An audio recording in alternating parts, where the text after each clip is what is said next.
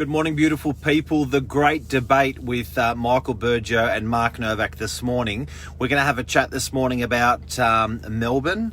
We're going to have a chat this morning about Sydney.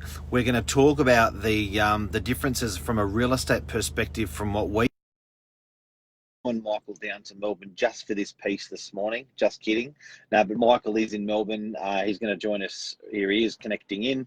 Michael, Melbourne, how are you? How are you? Melbourne. Good, mate. Coming live from Melbourne. Wow.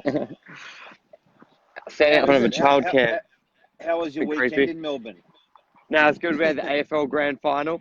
So we watched, well, I didn't really watch much of it, but it was on in the background. Nice. It was good fun. And then just eating.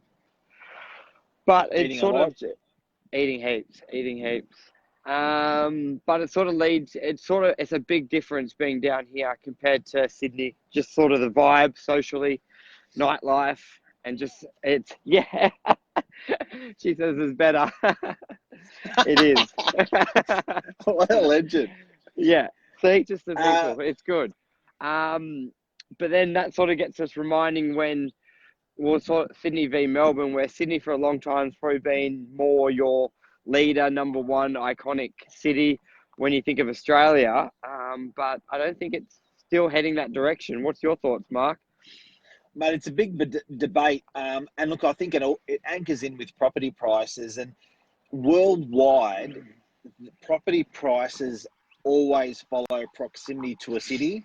Worldwide, property prices go off proximity to the water. Water can be harbour, water can be beach. But if you are in a suburb that is close to the city and close to the water, worldwide, it does better. Fact. So when we look at Sydney versus Melbourne, Sydney's always, for a couple of reasons, been the leader brand. And I love talking about the leader brand and the challenger brand. I personally love even more the challenger brand rather than the leader brand. The leader brand is more complacent. The leader brand is it's almost a bit French. It's a bit French.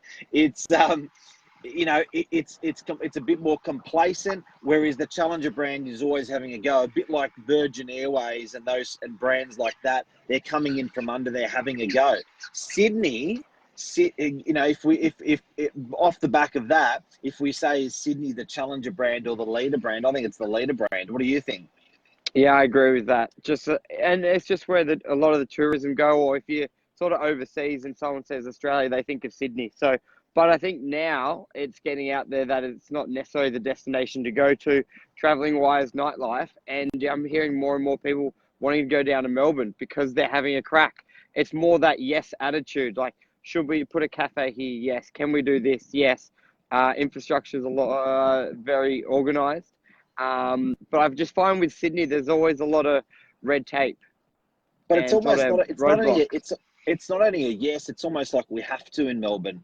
It's almost like, oh, we've got to do it because we've got to impress, it's the ethos that's been built into the Melbournians, eh? It's true. But I think Sydney, they've just announced, what was it, last week, they're rolling back some of the lockout laws. So I think that can make a difference in the right direction as well.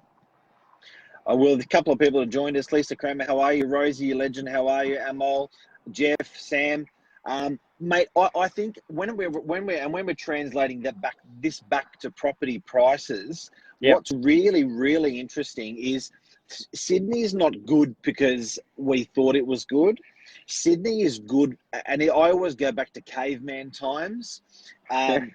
It's good because climatically, out of Brisbane, Melbourne, Sydney, climatically, Sydney's got the best climate in Australia, right? 100%. So how can that not push forward? Even then, when you look at it from a harbour side of things, visually it's beautiful, and then when you underpin climate again, things grow. It's sort of that tropical, things grow better, trees, it gets those four seasons beautifully, different to all the other states in Australia. So we are the natural leader, but I think we're almost abusing that position because we're not trying harder. So, because we're Sydney. You're definitely right. Melbourne gets 4 seasons in a day. I got to wear board shorts, track pants all in the one day, so it changes. Sydney's a lot more, consistent. So when we're looking at property prices, does that mean that Melbourne's going to get more expensive than Sydney? I don't reckon.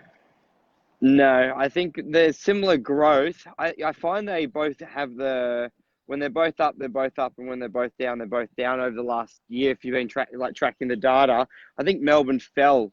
Well, probably a good test. I think Melbourne fell, had a larger drop, which probably shows the strength of Sydney. When times do get tough, it doesn't dip as much as other areas, and when it does well.